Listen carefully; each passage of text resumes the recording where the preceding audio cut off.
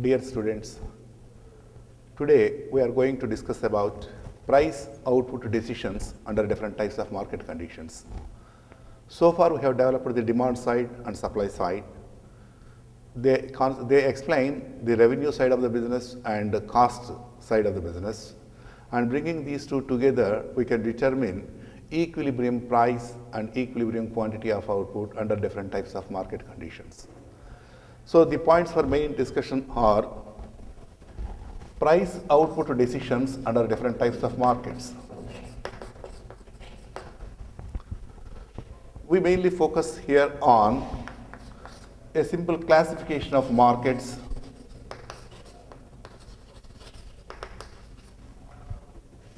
and then perfect competition.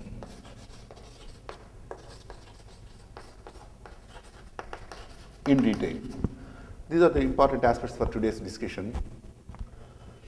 So whatever may be the type of market, we need to determine how equilibrium price is determined or established and how equilibrium quantity of output for sale is decided. So to start with, the standard classification of markets is very simple. It is based on just two ideas. One is number of firms in the industry and nature of the product. Based on these two, we can classify markets into four types. First one is perfect competition, wherein there are large number of buyers and sellers in the market and the product is homogeneous.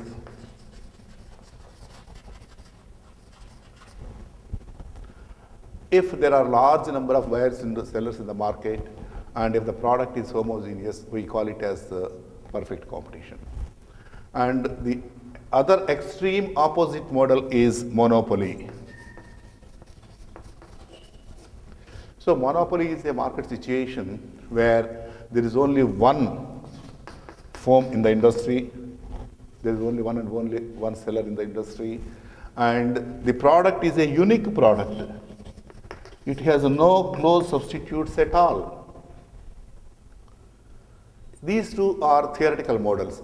Either monopoly or perfect competition never exists in real world.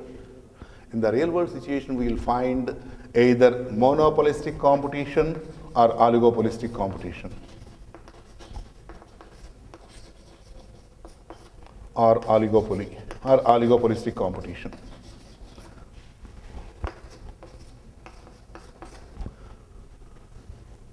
So in case of perfect competition, there are large number of buyers and sellers in the market and the product is a homogeneous product. Homogeneous means exactly identical. The product of one seller is exactly identical to that of other sellers in the market. And there should be large number of buyers and sellers. It implies that taking into account the total market as a whole, each one must be relatively so unimportant, so small relative to the total market. That means we cannot exert any influence on the market established price. So in the perfect competition, price is given. A firm is a price taker but not price maker. So the market established price cannot be altered. A single firm, by its activities or actions, it cannot exert any perceptible influence on the market established price. And the product of each seller is exactly identical to that of other sellers. These are the two essential conditions for perfect competition. And the opposite one is monopoly, where there is only one seller in the market and the product is unique. It has no close substitutes at all. It is a unique product. And in between these two theoretical models, the real world situations of monopolistic competition or oligopoly lie. So what is monopolistic competition? Here, the number of firms are large and the product is a differentiated product. It is not homogeneous. Large number of firms and homogeneous product is the case of perfect competition. And large number of firms and differentiated product is the case of monopolistic competition. And so product differentiation is the central characteristic feature of product for monopolistic competition. Coming to oligopoly, Here there are very few sellers in the market, and the product may be either homogeneous or differentiated. But the focus is on very few sellers in the market. If there are only 2 sellers in the market, it is a special case called duopoly. So this is how we classify markets into various types based on the 2 parameters. Perfect competition, monopoly, monopolistic competition, and oligopoly. So our job, our purpose here is price output determination under different types of markets. We have to study. Our focus is mainly on how equilibrium price is established or how equilibrium quantity of output is determined. Whatever may be the type of market, you should remember that the intersection of demand and supply that gives you equilibrium price.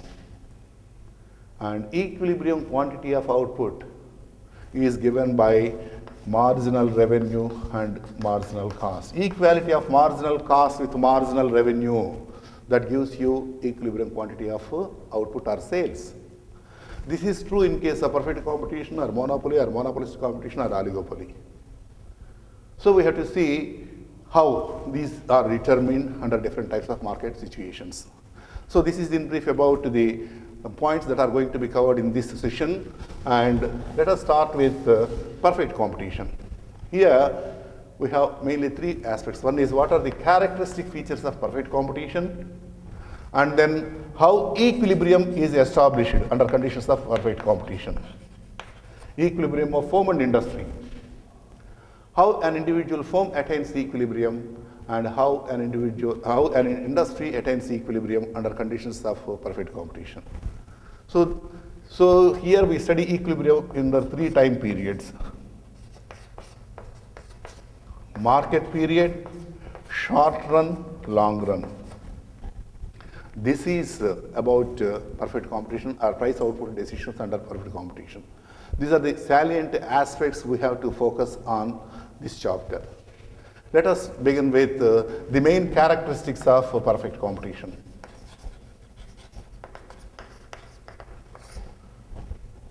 While classifying the markets, we have seen that there are 2 important conditions. One is large number of buyers and sellers, and nature of the product is homogeneous. In addition to these 2, there are another 2 more conditions are there. The first condition is large number of buyers and sellers, and each one must be very, very small, large numbers and small in size. This implies that the buyer must be very, very small compared to the total market. He cannot exert or alter the market price.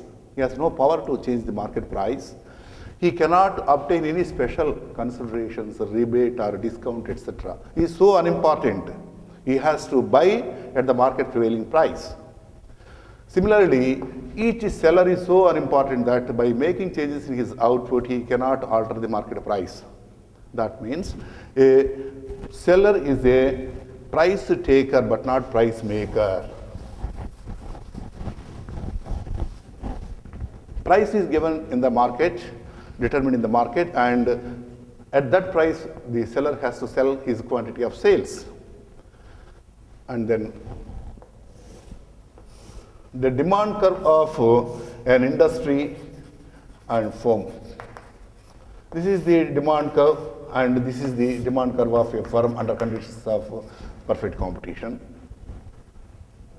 The meaning here is, if one firm wants to sell more units of output at the prevailing market rate, it can sell any number of units of output. It need not reduce the price.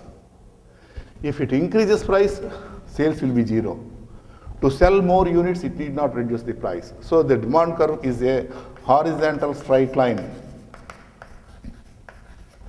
When demand curve is perfectly elastic like this, demand is equal to average revenue, that is equal to marginal revenue.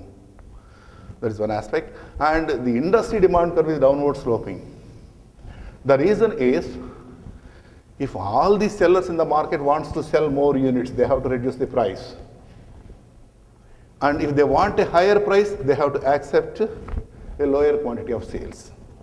So both they cannot decide. So either of that they can decide. If all the sellers want to sell more units, they have to reduce the price from the existing prevailing level. That's why the market demand curve of an industry slopes downwards, and the demand curve of a firm is a horizontal straight line under conditions of perfect competition.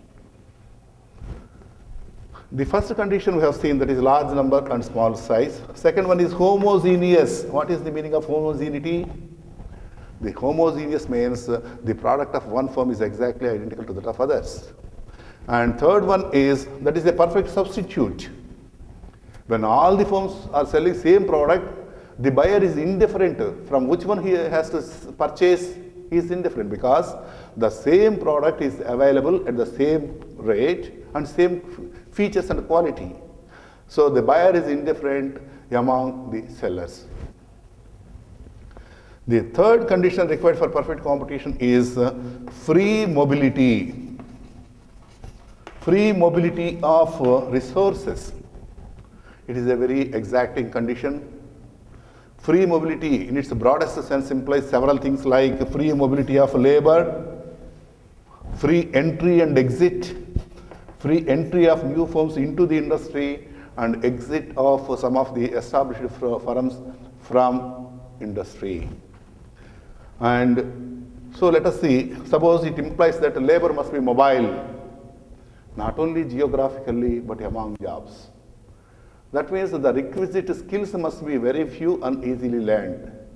Otherwise, mobility among jobs is not possible. So that implies that labor can mobile not only geographically but among jobs also. And it also implies that there should not be any restrictions for the entry of new firms into the industry and exit of some of the established firms from the industry. That means there should not be any patents or copyrights. If patents or copyrights are there, entry is not easy. And similarly, if investment required is very large, new firms may not enter. The investment required must be within the reach of everyone. And another one is there should not be any cost advantages to the already established firms. So these are very difficult to realize. And the fourth condition is perfect knowledge. Each economic agent, be it consumer, producer, or resource owner, must possess complete knowledge. Knowledge about not only about the present but also about the future. So it is a very exacting condition. So consumers, they should know the prevailing market prices. In the absence of knowledge, what happens when the lower price ones are available? They may pay a higher price for the same product. So consumers must have knowledge about the prevailing prices, and similarly producers must also have knowledge about the prevailing market conditions and prices, and the resource owners also should know the remunerations payable to the facts of production, etc. And in its extreme situation, knowledge about not only the present but also future is also assumed. How many units we are going to sell in the future? That knowledge is required for producers. That is very difficult because future is always uncertain and nobody knows what happens in future. So these are the four important conditions that are required for perfect competition. And now, regarding terminology, some of the economists, they use the word pure competition, and some of the people, they use perfect competition, and you can use them as interchangeably because it's not a very serious aspect. And the first two conditions, generally they are referring to as pure or perfect competition. And if the four conditions are implied, that is implication of a pure and perfect competition. So its controversy regarding terminology is not very important, and let us assume that perfect competition implies all these four conditions.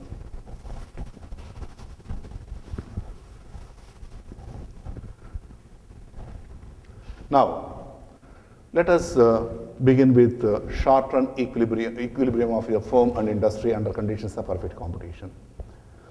So far we have studied short run and long run. What is the meaning of short run? Short run refers to that period of time during which certain inputs are fixed and certain inputs are variable.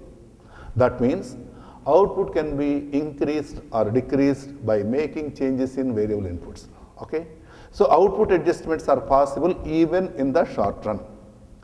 And coming to long run, there's a period of time during which all inputs are variable. That means output adjustments are possible without any constraint or limitation. And these two time periods may not cover all the cases, and there is a situation that is known as market period during which output is absolutely fixed. A firm has no control over the supply of output. If it cannot alter the level of output, either increase or decrease the level of output, that period of time is known as market period. So market period may be defined as that period of time during which output cannot be altered. Examples for this is, say, immediately after the harvest, agricultural produce cannot be increased until the next harvest. You have to wait for the next harvest. Or take the case of a businessman who maintains inventory levels. All of a sudden there is a demand for the product. If he wants to increase the inventory, he has to place order, and order time and delivery time entails minimum time at least. And that period is known as market period. And we all know that, so take the case of fish market.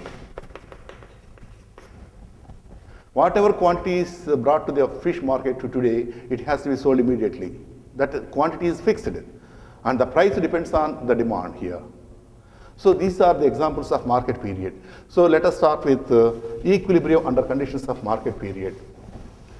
So here you need not study the equilibrium of firm, because a firm has no role here. He cannot adjust its output. So equilibrium of industry under market period.